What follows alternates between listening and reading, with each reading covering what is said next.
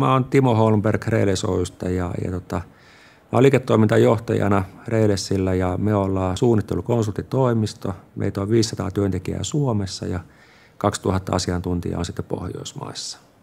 Meillä on tavoite, että me ollaan kehityksen kärjessä ja me ollaan oltu, me ollaan vahvasti kasvettu ja kehitytty ja teollinen internet on tällä hetkellä yksi niitä keskeisiä osa-alueita, jossa halutaan olla niin kuin edelläkävijänä.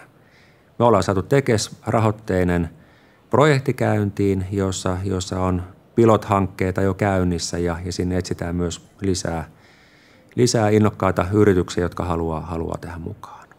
Energia-ala on laaja toimiala meillä. Ollaan energian tuotannossa, energian jakelussa ja energiatehokkuudessa. Pystytään niin kuin hallitsemaan se kokonaisuus. Ja energia-ala on voimakkaassa murroksessa ja uskon, että me pystytään auttamaan tämän kokonaisuuden hallinnassa.